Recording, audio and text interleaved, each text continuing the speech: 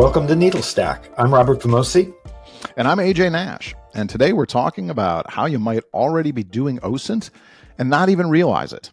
Joining us for this episode is Tracy Maleeff. When I think of getting accurate information in OSINT and InfoSec, she's in my top 5 of a go-to expert to consult.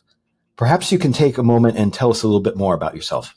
Sure. Hi, everyone. I'm Tracy Maleeff, also known as InfoSec Sherpa, coming to you from the home of the current Super Bowl champion, Philadelphia Eagles. Sorry, AJ. It's tuned out now. It's been a fun show. See you next week. No, go ahead.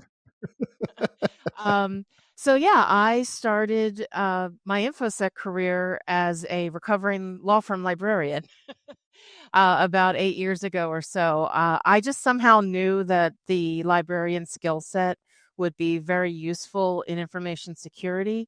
I was either foolish or just very confident, but I went, like a Tasmanian devil, went into InfoSec and just have, really been able to apply my skills.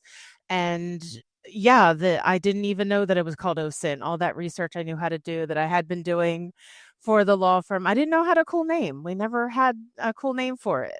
We just called it research or doing our job. That's my background. I was a history major. I have a master's degree of library and information science.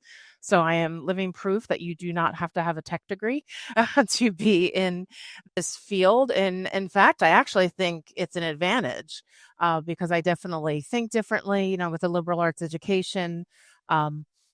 That comes in, the liberal arts education also comes into play with doing OSINT, understanding, context for history, understanding, why do those two countries hate each other? I did work with an analyst once that I had to stop what we were doing and quickly explain the Middle East in 5 minutes. That was fun. Like, why is the Middle East? We didn't have that much time. I firmly believe that people from, other fields than tech can be successful and, really important to the information security world because we look at things differently and we can problem solve differently. And I firmly believe that diversity of thought solves problems. And, by diversity, that could mean a high school graduate versus someone with a master's degree or no degree, or public school versus a private. Like everybody's going to have a different angle. So anyway, I am here now in InfoSec, I feel like I have a lot to offer, and I do love helping people find things. That's why my tagline is your guide up a mountain of information, which I love, by the way. Thank you. I'm a huge fan. I know your undergrad, you went to Temple, you got a bachelor's in history from Temple. So as you talked about, knowing history, that's really important, I think, in all the work we do, right? Everything seems interconnected at some level. It's geopolitics, and the world is small. It's huge, but it's also quite small. So understanding those relationships, as you're talking about, I don't explain the Middle East in 5 minutes is amazing, but understanding some of these relationships is amazing. And then you have that master's in library and information science from Pitt.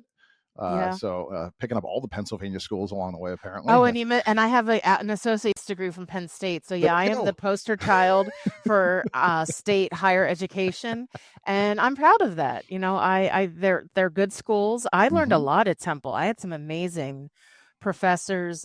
University of Pittsburgh, was a great place to learn library science. I had one course that this was intentional. The entire semester we had to show our work on how to find something or how to answer a question. Now, keep in mind we did have computers. I'm not that old, but the point of the exercise was half the semester was finding things physically in the library, and then the other part was online. But our grades were based on our research process, not necessarily the answer. So if I don't remember all the specifics now, but it was very much like a math class in that you had to absolutely show your work and points would be given or deducted on where you went. So having that training of really knowing the best places to look and not just throwing things into Google and hoping for the best.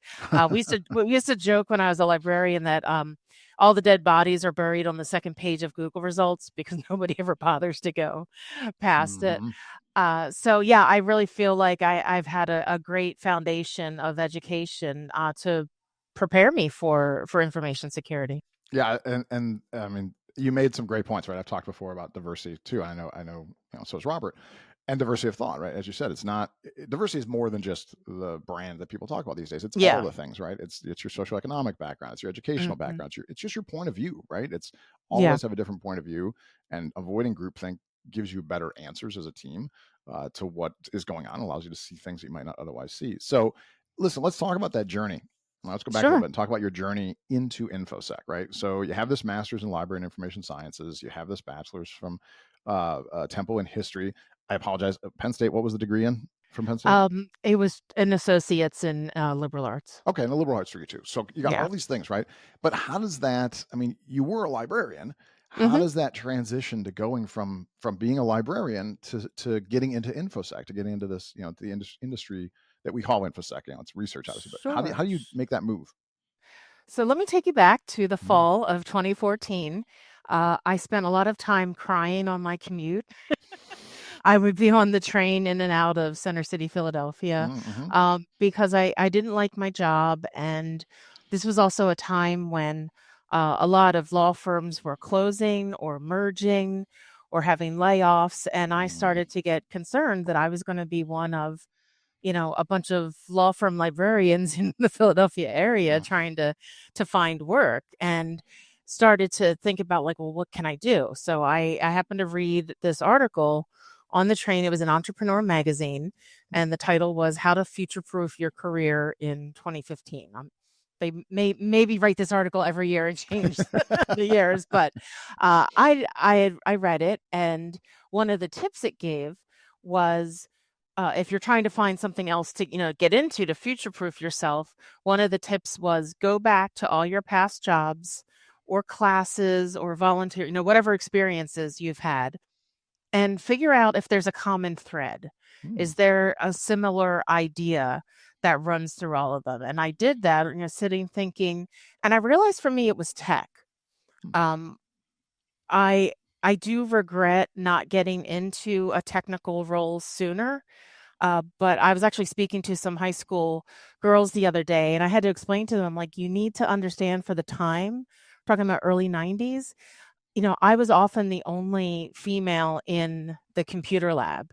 And, this is why representation is so important. I didn't see anyone else like me in the computer lab. And I didn't have, these groups, we didn't have social media. So I wasn't able just to post and be like, hey, where are all the ladies at? Where are my girls at? I didn't have that. So yeah, and also, I'm not great at math, which I don't know if you remember, but I feel like in the 80s and 90s, everything was, oh, you're good at math, go into computer science. So, oh, you're bad at math, go into history. So yeah, so that's why I also do my best to try to speak to young women of, I put blinders on. If this is what you like, keep doing this. So anyway, I digress.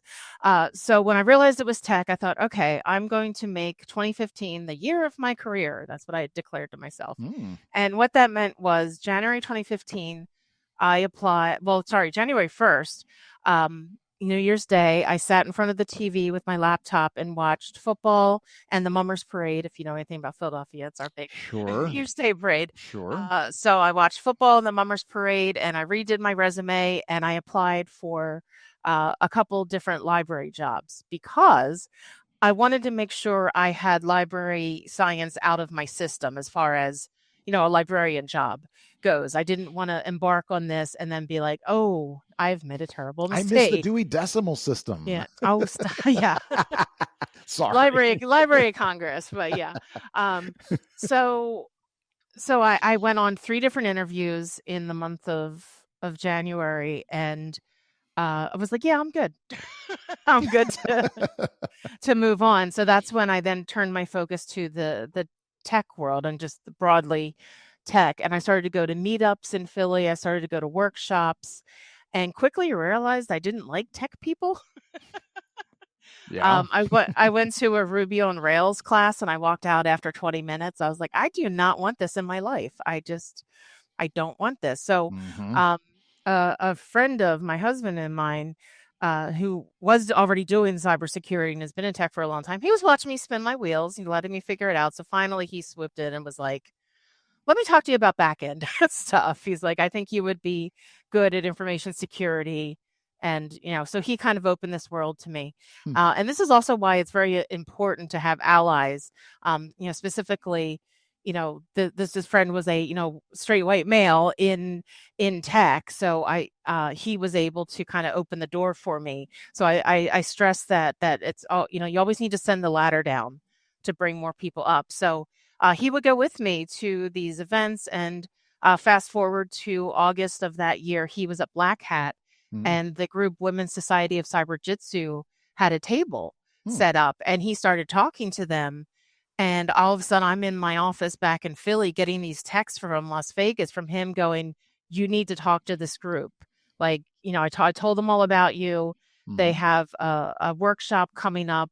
It was a Cybersecurity 101 workshop. And then about a month later, when I went to the workshop and I showed up, Mary Galloway, one of the current leader of Women's Cyber Jitsu, looked at me and goes, "Oh, are you that librarian that guy told me about?" I'm like, "Yes, it's me." And that's kind of been my home group ever since. So what I did was I then made cybersecurity my quirky hobby, which meant, I was reading up on it on my own. The defensive security podcast with Jerry and Andy. I would listen to that on the train, and I would DM them questions, and they would be so gracious and, explain to me, what things meant. And if I would go to conferences, I would sit in these technical sessions and I would take notes. And if they said a term that I wasn't familiar with, I would spell it phonetically and then ask someone later, what does this mean? Or ask the speaker, like, hey, you said this. I didn't like, this is what I heard. And then they would usually take my notebook and be like, I said this. And so, yeah, you need to have some, humility, and like, you're not too good for this. You're not too good to ask questions, and just absorb everything, be a sponge. So then September 2015, I got this brilliant idea that I wanted to help with Cybersecurity Awareness Month at the law firm. So I emailed the CIO and said, what's the firm doing for Cybersecurity Month? Can I get involved? And he was like, what's Cybersecurity Month? So I prepared this proposal. It was this 5-point plan of sending infographics throughout the firm. There was 5 Fridays in October that year. So every Friday, just some basic things. So he said, I love it. You're going to be in charge of it. I'm appointing a help desk person and a marketing person to report to you to get this done. So Wow. As a quick funny side note, the one infographic I created about VPNs was rejected. And I was like, why? And the response was, we don't want people knowing about VPNs.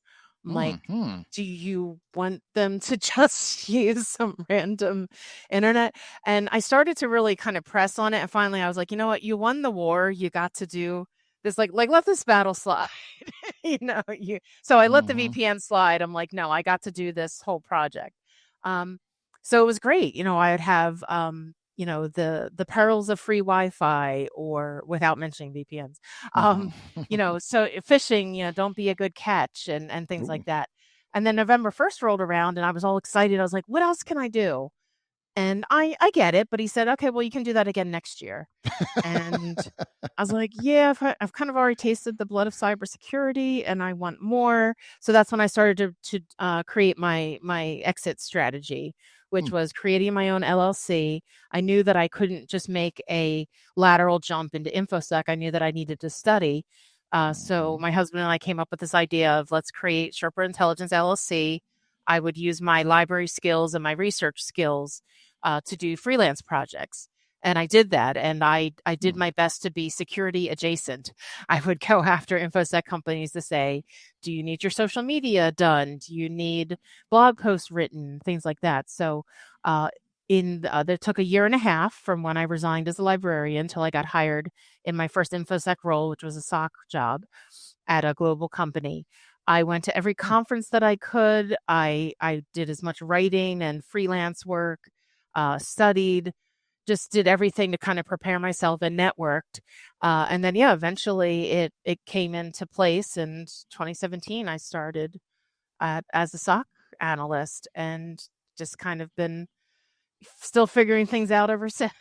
So that's how to sum it up, it was super simple. You were a librarian, and you're like, I want to do InfoSec, and the next day, boom, you had this awesome job, and you were doing InfoSec. Exactly. Right? That's how I was it an works. overnight success. Yes, that's right. Straight line. I don't know why people have such hard times with this. No, I mean, it's what you're saying is there's a journey, right? And you definitely. You definitely, excuse me, you definitely had a plan, and you were willing to sacrifice too, and make the effort to make the transition. As you said, it's hard to be humble when you start over, and you're talking like 18 months between what you were and what you wanted to become. That's pretty impressive, and that takes some dedication, some perseverance, and some self-confidence, right? And some risk taking.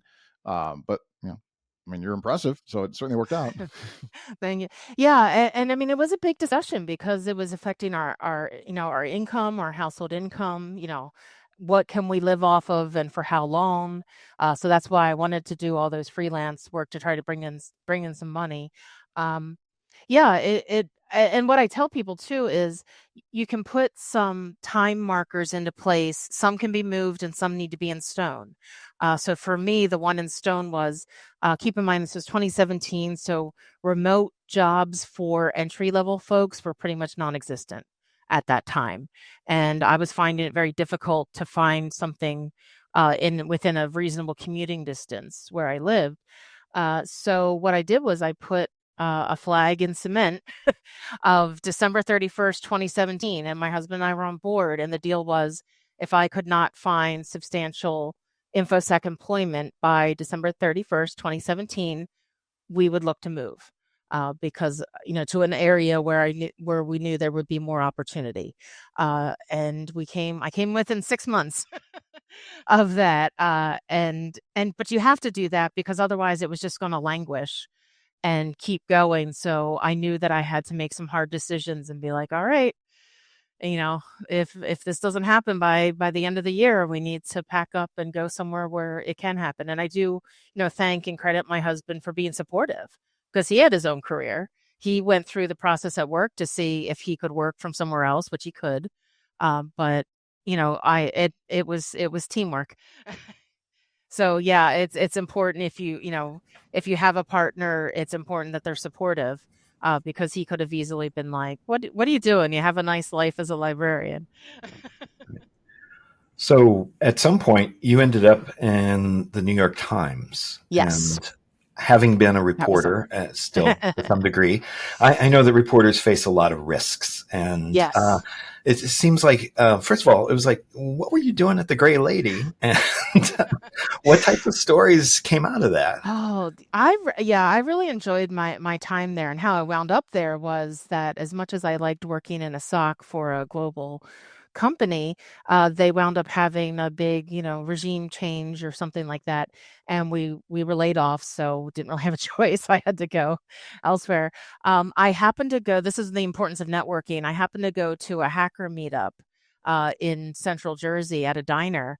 And someone at that event was like, hey, I work at the Times, saw on Twitter you were laid off. I'd really like to talk to you about joining us. So that was pretty incredible. Excuse me. So, I kind of did a mix of, it was, some SOC work. I also did some intelligence work. I also did some awareness work.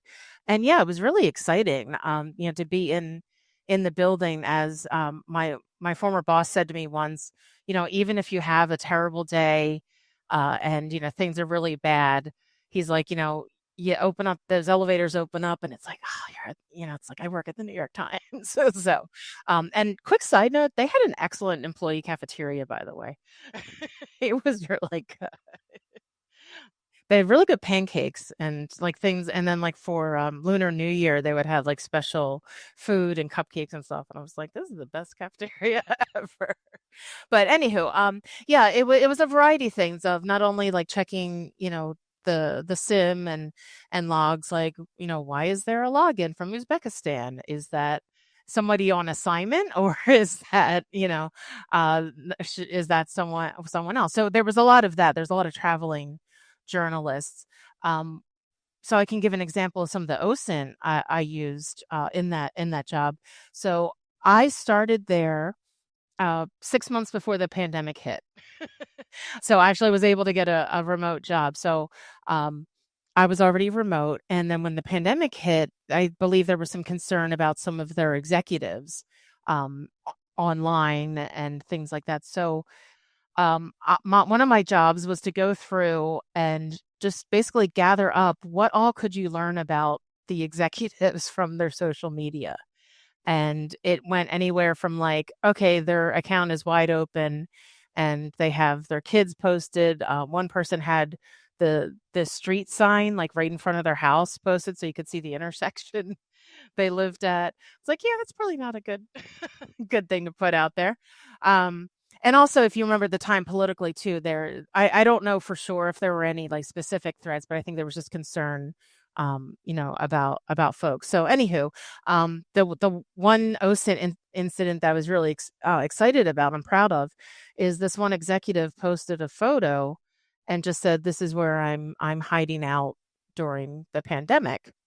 And Twitter didn't have any of the EXIF data or anything.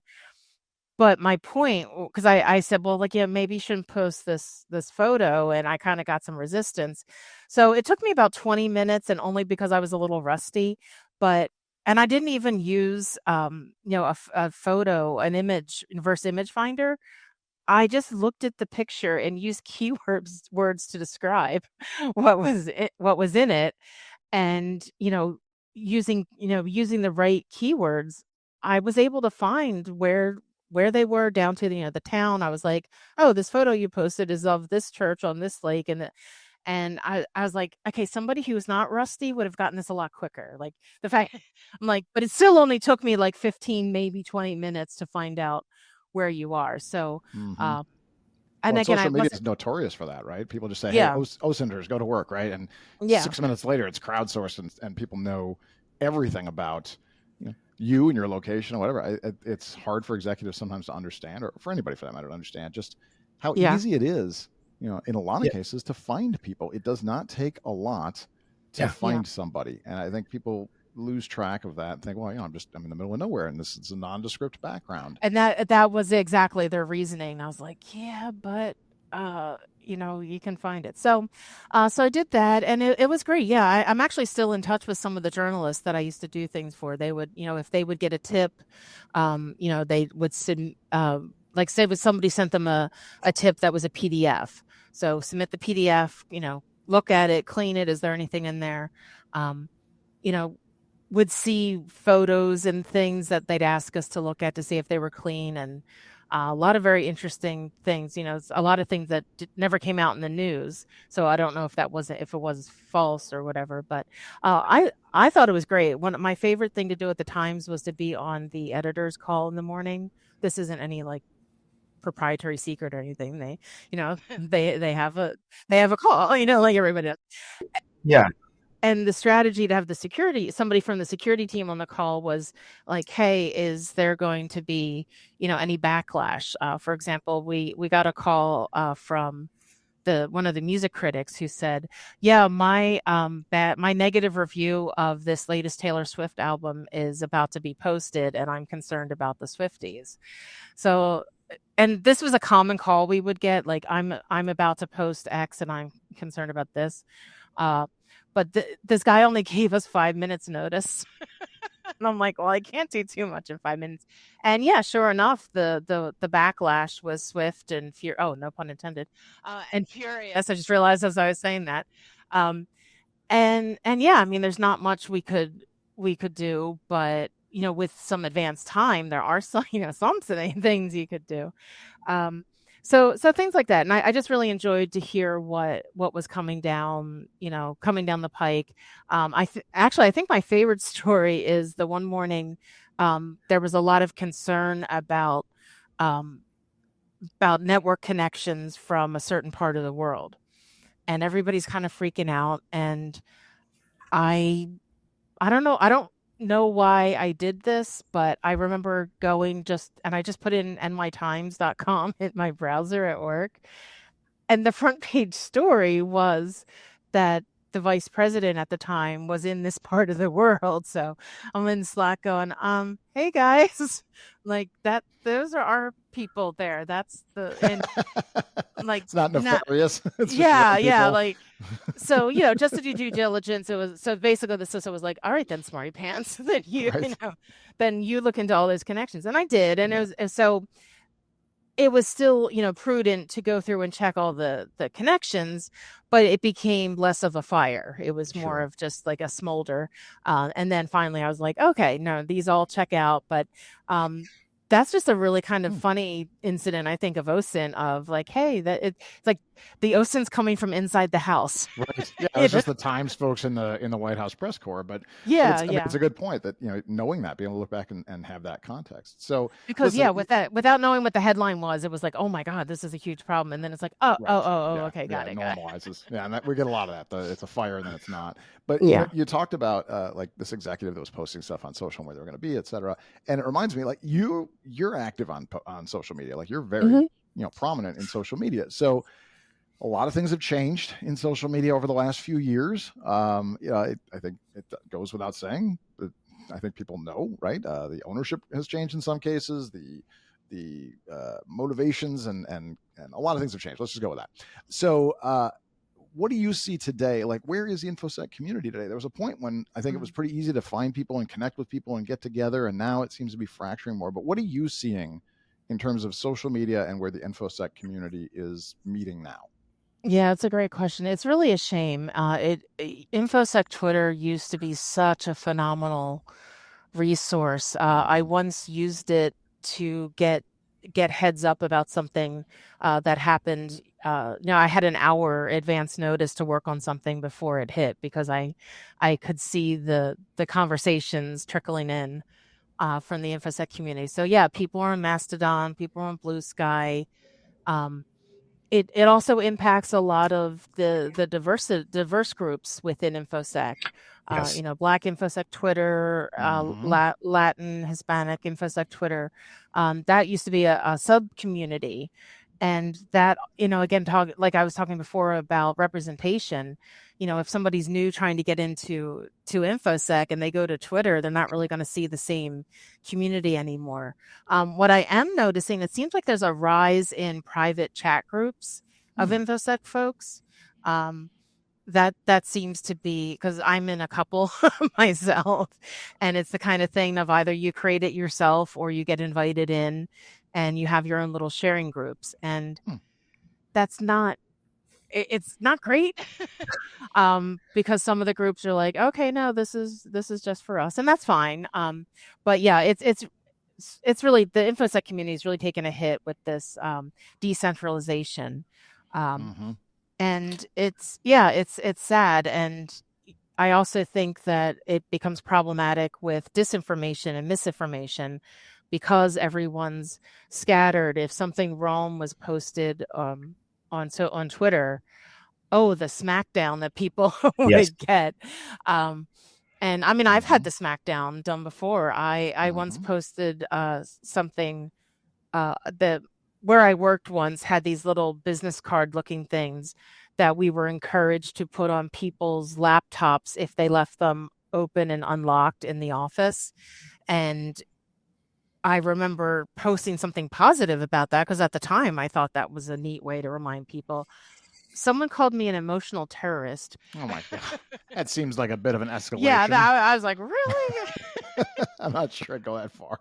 Yeah. So, but the point is that, yes, if you posted anything that maybe seemed off, if it was wrong or just maybe seemed nebulous, there was always somebody right there to catch it. And now that's not necessarily the case. And there's a lot of charlatans in this industry. That's probably the biggest difference for me between library world and InfoSec world is you don't really, I've never heard of anybody running around pretending to be a librarian.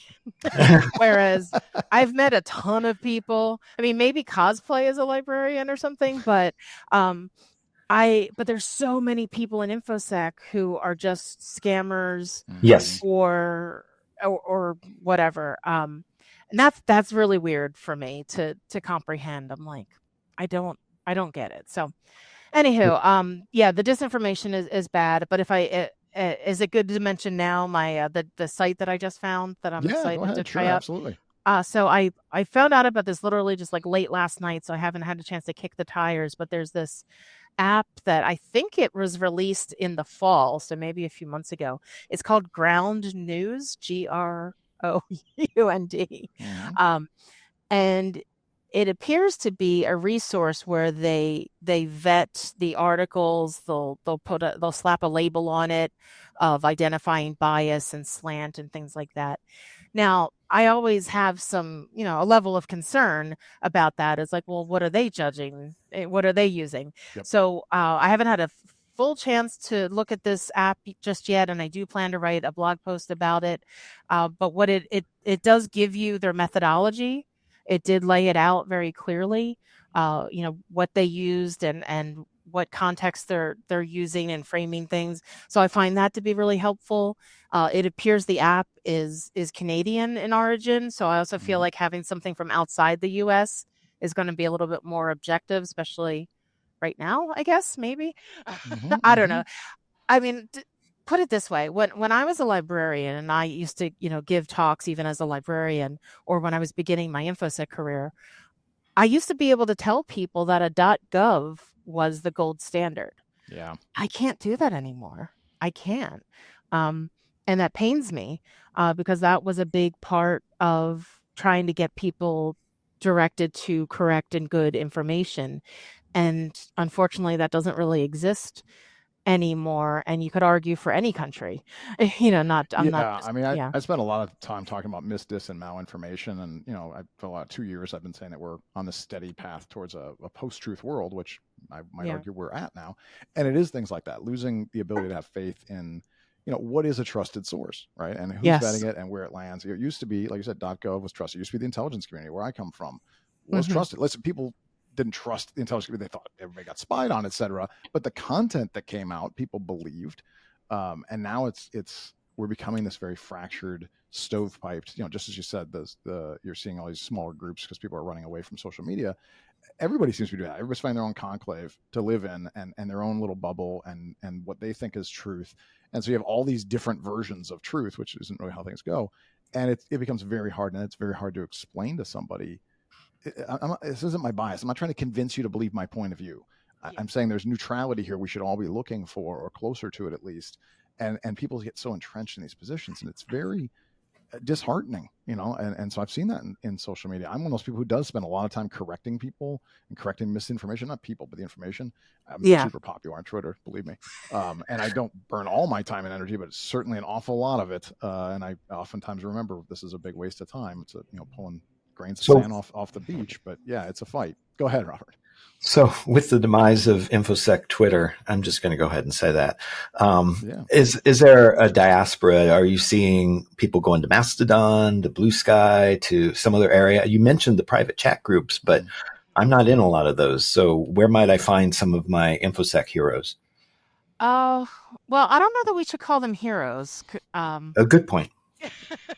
The whole rock star mentality.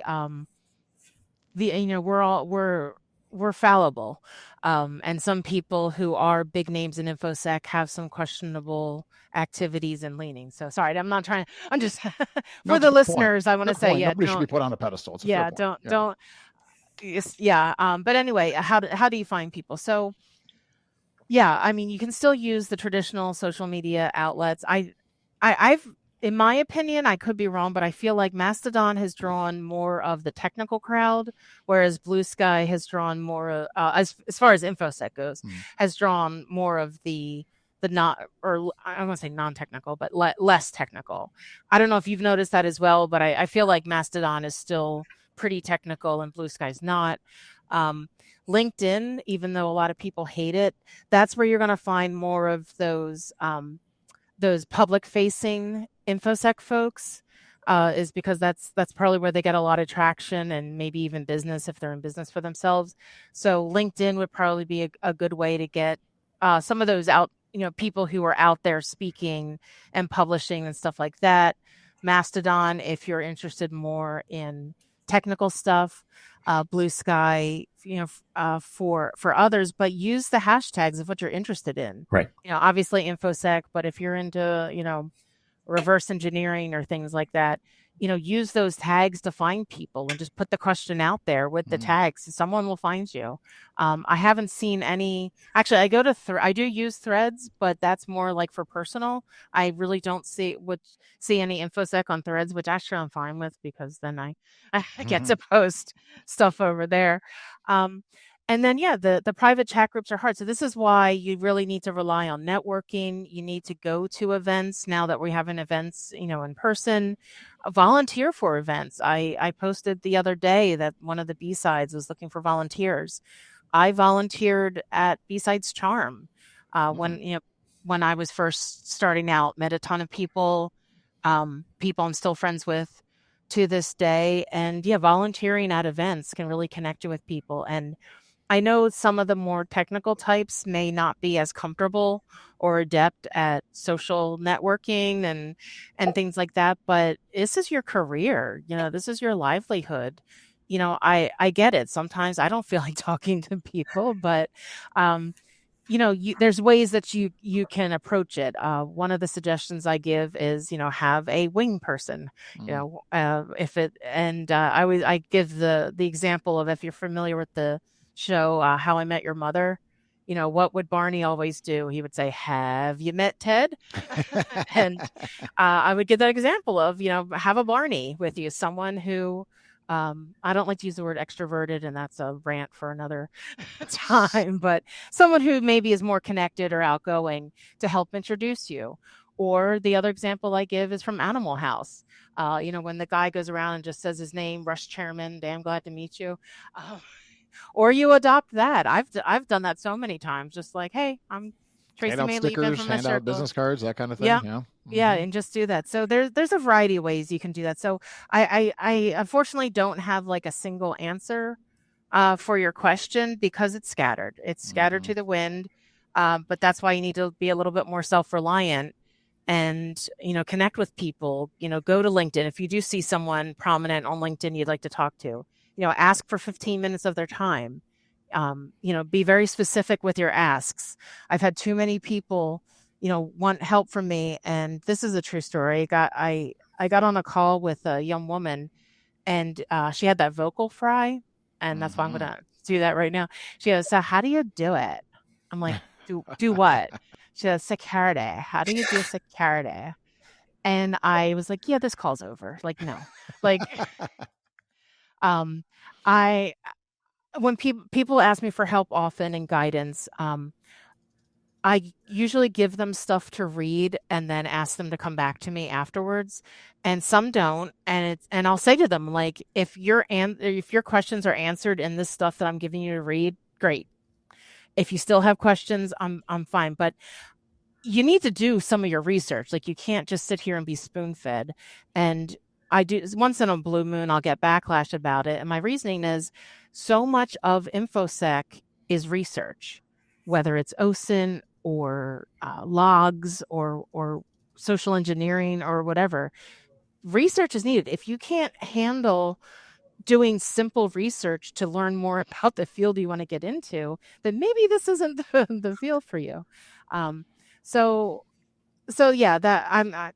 It's also, and that's also a way just to kind of have self-preservation of my own time, because I can't keep spoon feeding everyone. So that's basically, in a very large Brazil nutshell, of you kind of need to be a little bit, independent and entrepreneurial, and create connections and join groups. There's so many, there's Women's Society of Cyber Jitsu, which I mentioned, Black Girls Hack, which is open to, to anyone, Diana Initiative, WISP. There's so many different groups out there, Raices, that a lot of them I'm involved with, and mentoring. I mentor a lot of folks, or you can ask someone to be your mentor, but, you need to take a little bit of, you need to take control of the situation. This is your career.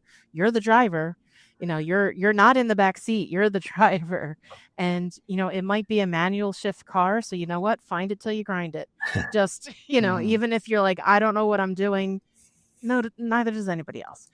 So you can just get in, do your best, grind those gears, ruin that transmission, but you'll get, maybe you'll find the opposite side of a hill, and you'll find yourself going for a ride once it kicks in. Mm-hmm. How's that for an analogy? That is quite an analogy. So thank you, Tracy, for coming on the show and talking about your experience, the journey that you've had. And to learn more about Tracy, be sure to check out our show notes. And you can find previous episodes as well of NeedleStack.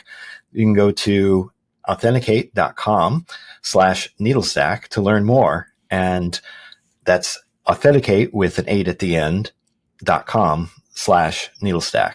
So thank you, audience. Without you, we can't do this show. You're great. You're returning, and we love that. So be sure to check out our future episodes. I know we've got some people lined up, and one of them is going to be talking about OSINT and AI, which should be a fascinating topic. So can I end on a final thought, if that's okay? Please. So whether it's doing research for OSINT or looking for a job, remember, information isn't necessarily reliable anymore. Just because it's online doesn't mean it's true. So I want all of us to kind of envision ourselves as modern day miner 49ers. We are panning for gold. It's not as easy as it used to be. You have to get out there and really sift through all the silt and the sand to get to those gold nuggets.